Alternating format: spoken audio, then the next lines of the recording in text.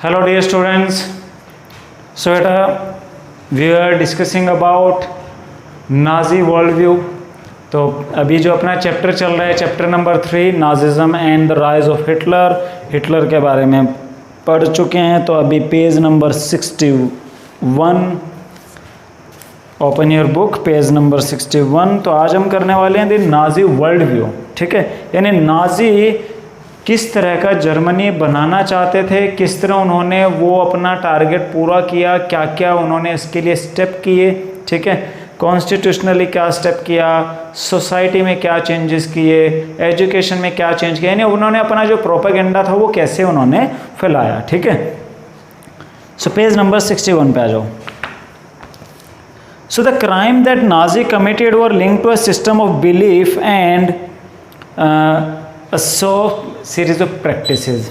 देखो होता क्या है, अब कोई भी, हाँ अगर किसी सामने वाले बंदे को डायरेक्टली मारना है वो आसान है, जाओ और मार दो। बट अगर आपको एक कम्युनिटी के अगेंस्ट हेटर्ड क्रिएट करना है, नफरत तैयार करनी है, ठीक है, एक कम्युनिटी के राइट को साइड करना है, उनको उनके राइट्स को ख़त्म करना है, तो वो एकदम नहीं होता। वो धीरे धीरे क्या किया जाता है, एक एजेंडा तैयार करते हैं, उसके लिए पूरा एक ऐसा सेट तैयार किया जाता है, लोगों के माइंड में, लोगों के दिमागों में जहर भरने की एक प्रोसीजर स्टार्ट कर दी जाती है, ठीक है। क्या क्या तरीके इस्तेमाल किए जाते हैं उसमें। सो नाजी आइडियोलॉजी वो synonymous with Hitler's world view. तो नाजी जैसा चाहते थे सोसाइटी, तो वो सोसाइटी कैसी थी जो हिटलर चाहता था। यानी नाजी का व्यू का मतलब क्या है, हिटलर का व्यू, जो हिटलर चाहता है। According to this there was no equality between people. अब उसके अकॉर्डिंग क्या है, लोगों में कोई इक्वलिटी नहीं है, समानता नहीं है, ठीक है। But only a racial hierarchy, यानी कि वहाँ पे क्या है, एक रेशियल हियरार्की है, यानी कि ऐसे क्रम है, भाई ये ऊपर हैं, ये नीचे हैं, इस तरह से, ठीक है। In this view blond blue eyed Nordic German Aryan were at the top. उसने क्या किया, ब्लॉन्ड ब्लू आइड, ब्लॉन्ड बोलते हैं भाई जो एक सुनहरे बाल वाला, नीली आंखों वाला जो बंदा होता है, ठीक है, उसको बोला जाता है ब्लॉन्ड। लड़की के लिए इस्तेमाल होता है ये शब्द, ठीक है। यानी उसके जो चेहरे की, बॉडी की जो स्पेसिफिकेशंस है वो बहुत अच्छी हैं, ठीक है। ब्लॉन्ड ब्लू आइड यानी नीली आंखों वाले नॉर्डिक जर्मन आर्यंस। उसने क्या किया, जो एक हियरार्की बनाया था, यानी कि कौन लोग अच्छे हैं, कौन लोग बुरे हैं, या कौन पहले आएंगे, किन की क्वालिटी अच्छी है, किन की क्वालिटी अच्छी नहीं है, इस तरह से उसने एक हियरार्की तैयार किया। यानी उसकी नज़र में हर बंदा बराबर नहीं था। यानी टॉप पे कौन थे, टॉप पे थे ये लोग, ठीक है। While Jews were located at the lowest रंग, जबकि उसने वो जो हियरार्की तैयार किया, सबसे नीचे कौन थे, ज्यूज, हिंदी में हम इनको कहते हैं यहूदी, ठीक है। So they came to be regarded as an anti race, the arch enemies of Aryan. और ज्यूज को उन्होंने क्या माना, एंटी रेस, यानी कि अपनी नस्लों के खिलाफ माना इन लोगों को। उनको क्या लगता था कि अगर ये ज्यूज या ऐसे लोग हमारे सोसाइटी में रहेंगे तो ये जो नॉर्डिक जर्मन आयरन्स यानी प्योर जर्मन्स हैं, उनकी क्वालिटी भी ख़राब कर देंगे, ठीक है। यानी वो प्योरिफिकेशन चाहता था। So all other coloured people were placed in between depending upon their external feature. बाकी जो लोग थे वो मिड में रख दिए गए, कोई कहीं, वो उनके फीचर्स के according. So Hitler's racism borrows from thinker like Charles Darwin and Herbert Spencer, ठीक है। देखो क्या हुआ है, कुछ वैज्ञानिक हुए हैं, साइंटिस्ट हुए हैं, जिनमें से एक हैं चार्ल्स डार्विन और एक हैं हर्बर्ट स्पेंसर, ठीक है। देखो ये क्या है, इन्होंने स्पीशीज़ के रिगार्डिंग अपने थ्योरी दी हैं, और इनका कहना क्या था, ओनली फिटेस्ट विल सर्वाइव। यानी कि जो एक इस दुनिया में इंसानों की, जानवरों की, बर्ड्स की जो प्रजातियां हैं, तरह तरह की हज़ारों लाखों प्रजातियां हैं, तो उनके बीच में एक जंग चलती रहती है, सर्वाइवल की जंग चलती रहती है। उस जंग में कौन जीतेगा, जो फिटेस्ट जिसकी फिटनेस सबसे ज़्यादा होगी। अब फिट होने का मतलब क्या है कि जिसके फॉर एग्जांपल एक जंगल में शिकार पे जब शिकार होगा तो जो टॉप के हैं यानी शेर हैं, लॉयन, चीता, ठीक है, टाइगर, ये किसी हिरन का, बकरी का शिकार इजीली कर सकते हैं क्योंकि बकरी और हिरन में वो कैपेबिलिटीज़ नहीं है जो उनमें है। ठीक है, तो यानी कि ये जो सर्वाइवल की जंग है इसमें कौन सर्वाइव करेगा, जो फिटेस्ट होंगे। ठीक है, तो वो अब हिटलर भी यही कहता था कि अगर अपने को जर्मनी को स्ट्रॉन्ग करना है, अपने को जर्मनी को एक टॉप का पावर बनाना है, तो हमें ये जो अनवांटेड लोग हैं, जो बोझ हैं, इन्हें ख़त्म करना होगा। यानी कि हमें सिर्फ क्या चाहिए, हमें pure fit and masculine type के लोग चाहिए। ठीक है, इसीलिए उन्होंने क्या किया, जितने भी हैंडीकैप पर्सन थे, क्रिपल्ड, उन सबको मार दिया। ठीक है, जो अफ्रीका से काले लोग थे उनको मार दिया, ज्यूज थे उनको मार दिया।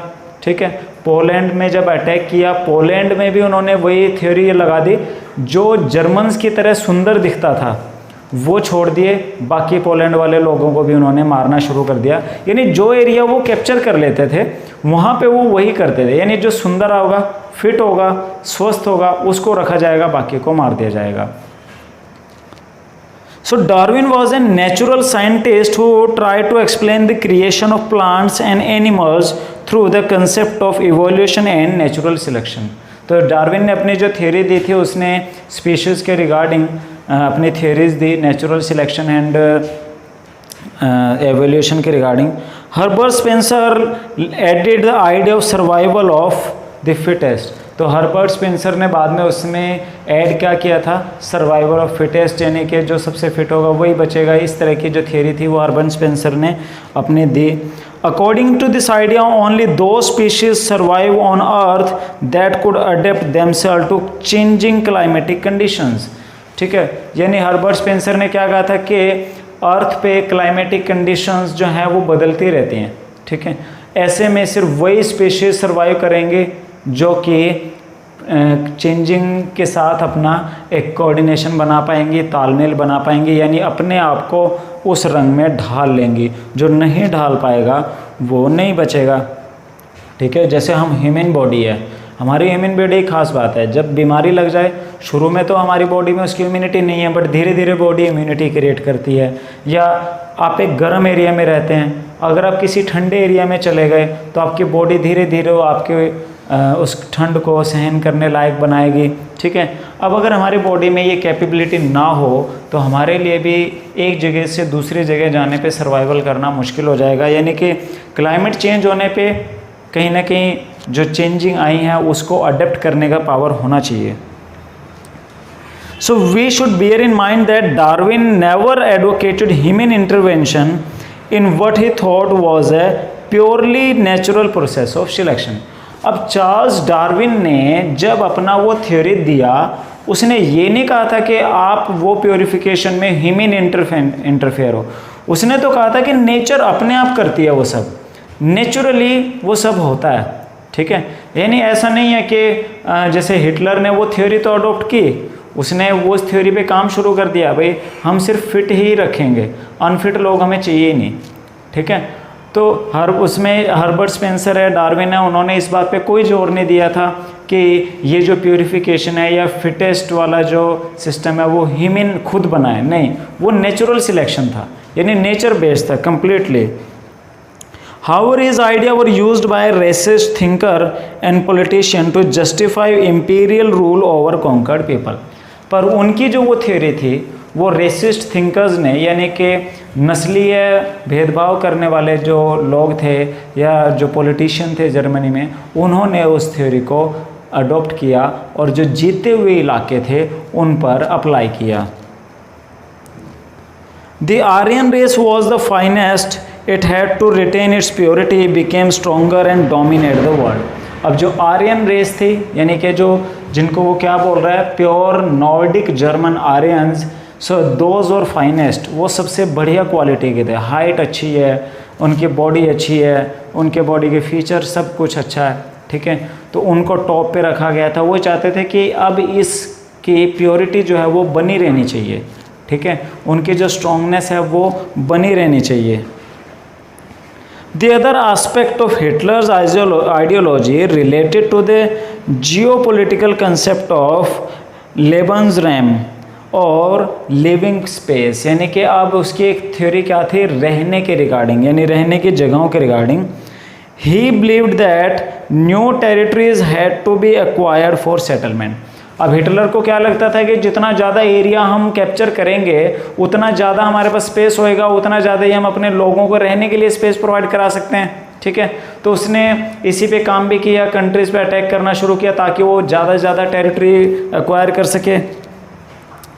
This would enhance the area of the mother country while enabling the settlers on new land to retain an intimate link with the place of their origin।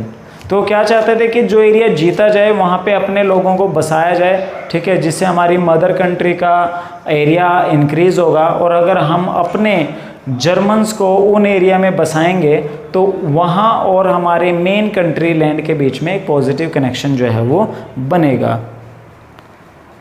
It would also enhance the material resources and power of German nation. तो इससे क्या होगा, they will get some resources, उनको resource मिलेंगे, ठीक है। And this enhance the strongness of nation. इससे क्या उनको लगता था कि इससे हमारे नेशन का, हमारे कंट्री का जो पावर है वो भी इंक्रीज होगा, इन्हेंस होगा, बढ़ेगा। Hitler intended to extend German boundaries by moving eastward. इसलिए मैंने आपको लास्ट वीडियो में बताया था कि जर्मनी ने क्या किया, हिटलर्स ने ईस्टर्न साइड में अटैकिंग शुरू कर दिया और ईस्टर्न साइड में अटैकिंग शुरू करके अपने वो एरिया को बढ़ाना चाहता था। Okay, moving eastward to concentrate all German geographically in one place. पहले उसने टारगेट क्या लिया, भाई जहाँ जहाँ भी जर्मन स्पीकिंग लोग हैं वो सब अपने एरिया में होने चाहिए। जैसे इसीलिए उसने क्या किया था, मैंने आपको कल बताया था कि जो चेकोस्लोवाकिया में सुडेटेनलैंड था जहाँ पे ज़्यादातर लोग जर्मन बोलते थे, उसने पहले सुडेटेन पे कब्जा करने की कोशिश की। तो सुडेटेनलैंड पे कब्जा करते करते उसने पूरे चेकोस्लोवाकिया को ही अपने कब्जे में ले लिया था। So Poland became the laboratory for this experimentation. और पोलैंड को तो उन्होंने क्या किया, एक लेबोरेटरी बना लिया। लेबोरेटरी बोले तो अपने ये जो सारे प्रोपेगेंडा थे, अपनी जो उनकी थिंकिंग थी उसको वहाँ पर वो अप्लाई कर रहे थे, ठीक है। यानी कि ये जो प्योरिफिकेशन वाला जो उनका आइडिया था वो उन्होंने पोलैंड में सबसे ज़्यादा इस्तेमाल किया। ओके, अब आओ आगे, इस्टेब्लिशमेंट ऑफ रेशियल स्टेट, यानी अब उन्होंने एक नस्लीय राज्य कैसे बनाया, ठीक है। Once in power, the Nazi quickly began to implement their dream of creating an exclusive racial community of pure German, ठीक है। यानी कि जैसे ही नाजी पावर में आए उन्होंने एक प्योर जर्मन स्टेट बनाने की जो प्रोसेस थी, उनका जो ड्रीम था वो पूरा करने पे वो लग गए। जैसे उन्होंने क्या किया था, पहले ऑस्ट्रिया को जर्मनी में मिला लिया, क्या बोल के, क्या स्लोगन था उनका, one people one empire one leader. अब उनको क्या था, वन कंट्री वन पीपल, ठीक है, या वन पीपल वन रिलीजन। उनको लगता था कि एक देश एक धर्म होना चाहिए, ठीक है। यानी कि उनको लगता था अगर एक देश में एक से ज़्यादा रिलीजन के लोग हों, एक यानी वैरायटी होगी तो उस वैरायटी के बीच में कन्फ्लिक्ट होएगा ही होएगा, ठीक है। यानी कि एक इंटीग्रेशन यानी एकता नहीं झलकेगी। इसीलिए वो क्या चाहते थे कि नाजी जर्मनी यानी जर्मनी ऐसा हो जिसमें एक तरह के लोग हों, सबका एक जैसा व्यू हो, ठीक है, ताकि उनको साफ़ सुथरा बनाए रखने में हेल्प मिले। तो उन्होंने क्या किया, अपना जो एक रेशियल कम्युनिटी था, यानी वो जर्मनी में सिर्फ प्योर जर्मन रखना चाहते थे, इस तरह के जर्मनी बनाने के लिए उन्होंने अपने स्टेप लेने स्टार्ट कर दिए। Okay, so by physically eliminating all those who were seen as undesirable in extended empire. तो उन्होंने क्या किया, all those who were considered as undesirable, all those were now eliminated by the government. तो सरकार क्या करना चाह रही थी, भाई जो ये अनडिज़ायरेबल है, जैसे वो ज्यूज़ थे, ठीक है, सबसे नीचे जिनको रखा था, उनको अनडिज़ायरेबल अनाउंस कर दिया। क्रिपल्ड यानी जो हैंडीकैप थे उनको अनडिज़ायरेबल अनाउंस कर दिया, भाई ये नहीं चाहिए, ठीक है। जो काले लोग, अब वो चाहते थे बिल्कुल गोरे नीली आंखों वाले बंदे ही रहें, बस काले पीले ना रहें, तो इसीलिए उन्होंने उनको भी क्या करना शुरू कर दिया, उनको भी अनडिज़ायरेबल में रख दिया और बाद में वो अनडिज़ायरेबल सब मारना शुरू कर दिया। So Nazi wanted only society of pure and healthy Nordic Aryans, तो वो क्या चाहते थे, only pure and healthy Nordic Aryan people ही जर्मनी में रहें। They alone were considered desirable, सिर्फ नॉर्डिक जर्मन आर्यंस को ही क्या रखा गया, डिज़ायरेबल, यानी ये चाहिए। Only they were seen as worthy of prospering and multiplying against all other who were classed as undesirable, ठीक है। तो क्या है कि सिर्फ जो वो नॉर्डिक जर्मन आर्यंस थे उन्हीं को डिज़ायरेबल रखा, उन्हीं को जर्मनी के लिए बेनिफिशियल माना और बाकी जो थे उन सबको अनडिज़ायरेबल रख दिया। This meant that even those Germans who were seen as impure or abnormal had no right to exist, ठीक है। यानी वो जर्मन्स जो वो नॉर्डिक जर्मन आर्यन वाली कंडीशन पूरी नहीं करते थे, उन सब के लिए क्या कर दिया, now they had no right to exist, उनको जीने का कोई अधिकार नहीं है। जो इम्प्योर जर्मन है अब नॉर्मल जर्मन है।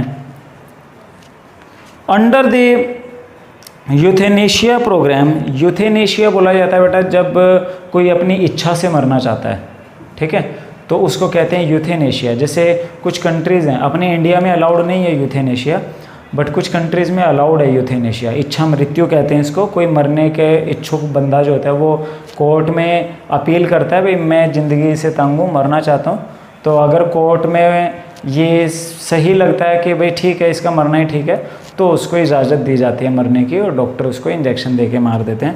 पर उसके लिए क्या होता है, जो कोई बंदा ज़्यादा बीमार है, ऐसी बीमारी लगी है जो ठीक नहीं हो पाएगी और वो डिपेंडेंट है बिल्कुल किसी और पे, जो यानी उसकी जो लाइफ नहीं है, ऐसे लोगों को ही।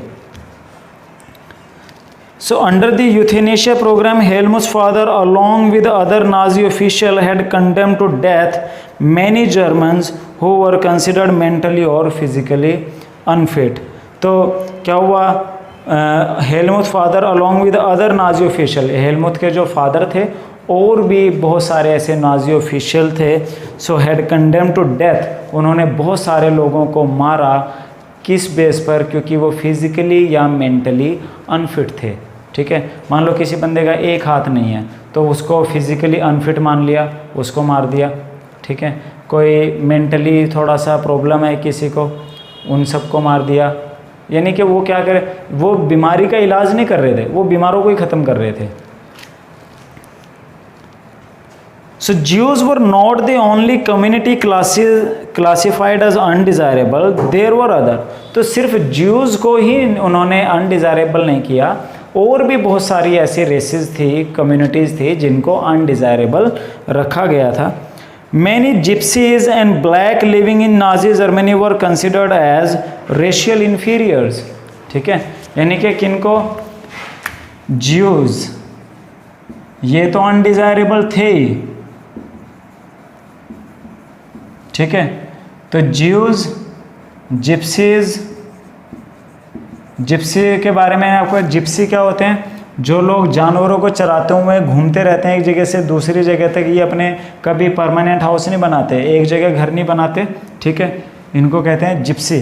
पुलिस की वैन होती है ना, उसको भी जिप्सी कहते हैं, क्योंकि पुलिस की वैन रुकती नहीं है, वो भी सारा दिन पेट्रोलिंग पे रहती है, घूमती रहती है, ठीक है। ब्लैक पीपल, ठीक है, यानी काले लोग, वो भी अनडिज़ायरेबल थे, क्योंकि उन्हें तो सिर्फ क्या चाहिए थे, डिज़ायरेबल उन्होंने किसको रखा, ओनली नॉर्डिक जर्मन आर्यंस,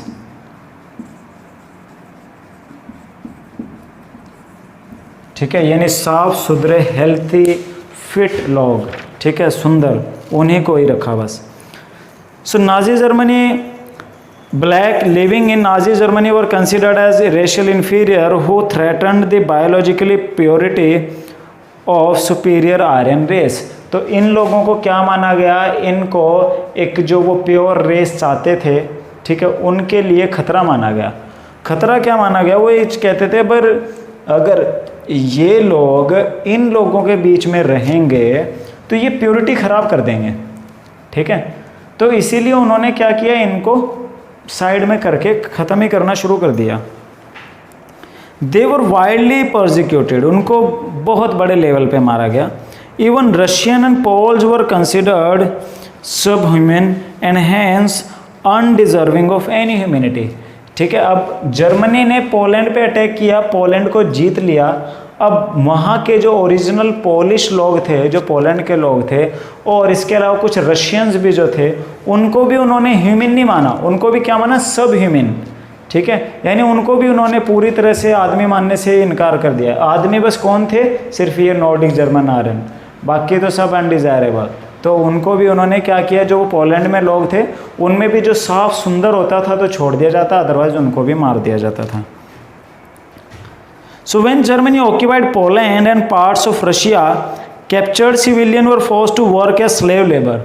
तो पोलैंड के जो लोग थे उनको गुलामों की तरह उनसे काम कराया जाता था, या रशियन लोग जो पकड़े गए थे लड़ाई जीतने के बाद उनसे भी गुलामों की तरह काम कराते थे। Many of them died simply through hard work and starvation, proper उनको खाना नहीं दिया जाता था, क्योंकि वो उनके लिए जस्ट क्या थे, सब ह्यूमन, यानी कि उनको इंसान तक नहीं समझते थे। जर्मन उन लोगों को काम करवा रहे हैं, खाने को नहीं दे रहे, कुछ नहीं दे रहे, ठीक है, बहुत टॉर्चर करते थे। तो बहुत सारे लोग तो क्या थे, या तो हार्ड वर्क की वजह से मर गए, भूख की वजह से मर गए। Jews remain the worst suffered in Nazi Germany, Nazi Germany में सबसे ज़्यादा किसने सफ़र किया, किसको ज़्यादा प्रॉब्लम हुआ, वो हुआ ज्यूज़ को, यहूदियों को। Nazi hatred of Jews had a precursor in the traditional Christian hostility towards Jews. आपने बेटा देखा होगा जो क्रिश्चियन लोग होते हैं तो वो जो होली क्रॉस है, ठीक है, एक इस तरह से उनका निशान होता है, ठीक है, इसको क्या कहा जाता है, होली क्रॉस। तो वह क्या था, जो ईसा मसीह थे, जीसस क्राइस्ट, उनको सूली पे चढ़ाया गया था। तो वो जो सूली पे जिसने चढ़ाया था वो राजा जो था वो ज्यूस था। तो उनको क्या लगा कि भाई ये इन्होंने हमारे जो क्रिश्चियनिटी में जिसको वो गॉड मानते हैं, son of God Jesus Christ, भाई उन्होंने, ज्यूज़ ने उनको सूली पे चढ़ाया था, इसलिए वो उनको अपना दुश्मन समझते थे, ठीक है। So they had been stereotyped as killer of Christ and usurers. Usurers बोलते हैं जो ज्यूज़ के पूजा करने वाली जगह होती हैं। Until medieval times, Jews were barred from owning land. They survived mainly through trade and money lending. ठीक है, तो पहले भी उनको ज़मीन खरीदने की इजाज़त नहीं होती थी और वो सिर्फ क्या करते थे, पैसा ब्याज पे दे के या ट्रेडिंग के थ्रू ही अपना काम चलाते थे। They lived in separately marked area called ghettos. ठीक है, और वो कहाँ रहते थे, उनको घेटोज में रहना पड़ता था। घेटो क्या था, पहले तो ज्यू लोग जर्मन्स के बीच में सब मिल के रहते थे, बट हिटलर ने जब ये अपना एजेंडा चलाया प्योरिटी वाला, तो पहले तो क्या हुआ, ज्यूज़ एंड जर्मन्स के बीच में रिलेशनशिप को बैन कर दिया। भाई कोई लव अफेयर नहीं होगा, ज्यू एंड जर्मन के बीच में कोई शादी नहीं होगी। फिर धीरे धीरे उनको सोसाइटी से ही बाहर कर दिया। ठीक है भाई, जो ज्यूज़ हैं उनकी प्रॉपर्टी अब गवर्नमेंट प्रॉपर्टी है और बाकी सब जो इन्होंने सेपरेट एरिया बना दिए जिनको कहा जाता था घेटो। तो सब ज्यूज़ को कहाँ ला के छोड़ दिया, घेटोज़ में। ठीक है, इसको घेटोइजेशन कहते हैं। तो उनको सोसाइटी से बाहर कर दिया। They lived in separately marked area called ghettos. They were often persecuted through periodic organised violence and expulsion from land. तो उनको थोड़े थोड़े दिनों में ले जाया जाता था, ठीक है, और मार दिया जाता था। However, Hitler's hatred of Jews was based on pseudo-scientific theory of race, which held that conversion was no solution to the Jewish problem. अब वैसे तो अगर ये चाहते इनका धर्म भी बदलवा सकते थे, ज्यूज़ को क्रिश्चियन बना सकते थे। ठीक है भैया, वो ये भी कह सकते थे भैया आप क्या करो, आप क्रिश्चियन बन जाओ तब हम रहने देंगे। बट हिटलर को क्या लगता था, भाई चाहे ये धर्म भी बदल लें, रहेंगे तो वही के वही। इनकी जो बॉडी स्ट्रक्चर है, इनका जो एक जीन्स है वो तो वही रहेंगे। तो उसको लगता था कि कन्वर्जन कोई बेस्ट वे नहीं है। ठीक है, भाई इससे कोई प्योरिटी नहीं आएगी। It could be solve only through their elimination. भाई ये समस्या कब हल हो सकती है, जब इनको पूरी तरह से ख़त्म ही कर दिया जाए, ना होंगे, ना दिखेंगे, ना हमारे बीच में इम्प्योरिटी क्रिएट करेंगे। So from 1933 to 1938, Nazi terrorized, pauperized and segregated the Jews। ठीक है, तो हुआ क्या, 1933 जब हिटलर पावर में आया, 1938 तक ये पीरियड जो है उन्होंने अपनी सोसाइटी में ज्यूज़ के अगेंस्ट काम किया, उनको हर तरह से बैक लेने की कोशिश की, उनके पूजा घर ख़त्म कर दिए, पहले उनको सोसाइटी में रिलेशनशिप रखने से मना कर दिया और बाढ़ कर दिया, ठीक है, फिर उनको ज़मीन लेने से मना कर दिया, यानी कि ज्यूज़ की कोई प्रॉपर्टी नहीं होगी, फिर उनको सोसाइटी से ही बाहर निकाल दिया, उससे पहले उनको स्कूलों से मना कर दिया, कोई भी ज्यू जो होगा वो स्कूल टीचर नहीं होगा, फिर बच्चों को भी बाहर कर दिया। तो इस तरह एक स्टेप के थ्रू करते करते फाइनली उन्हें उनका राइट टू लिविंग भी ख़त्म कर दिया, भाई इन्हें जीने का भी अधिकार नहीं है, और उनको मार दिया गया। Compelling them to leave the country, अब या तो कंट्री छोड़ के चले जाओ या फिर मारे जाओगे। The next phase 1939 to 1945 aimed at concentrating them in certain area and eventually killing them in gas chamber in Poland। तो बाद में तो क्या हुआ, जो ज्यू लोग थे उन्हें पहले तो 1938 तक तो उन्हें बस क्या करते रहे, उनको धीरे धीरे सोसाइटी से आउट कर दिया, अलग एरियाज़ में उनको रहने को मजबूर कर दिया गया। 1939 के बाद जब पोलैंड पे अटैक हुआ, तो पोलैंड के अटैक के बाद ये एक्टिविटी और ज़्यादा बढ़ गई। फिर तो उन्होंने पोलैंड के अंदर क्या कुछ गैस चैम्बर बनाए थे, ठीक है, जैसे पोलैंड में या ऑस्ट्रिया के भी कुछ हिस्सों में, जर्मनी में, ठीक है, तो वहाँ पर एक ऑशविट्ज़ नाम की एक जगह है, और भी कई जगह जहाँ पे उन्होंने गैस चैम्बर बनाए थे। तो वहाँ पे बड़ी बड़ी मालगाड़ियाँ भर भर के बंदे लाए जाते थे, ये ज्यूज़ एंड अदर अनडिज़ायरेबल, उनको गैस चैम्बर में डाला जाता था, बड़े बड़े गोदामों के साइज़ के वो गैस चैम्बर थे, और वहाँ बंद करके उनमें जहरीली गैस छोड़ दी जाती थी, जिससे कि वो लोग मर जाते थे, ठीक है। और भी उन्होंने बड़े अजीब अजीब तरीके इस्तेमाल किए लोगों को मारने में, ठीक है। तो इस तरह से उन लोगों को मारा गया, और अब ये हिटलर का एक व्यू था। तो बेटा आज हम कर रहे हैं इतने, बाकी हम नेक्स्ट करेंगे कल। Okay, thank you.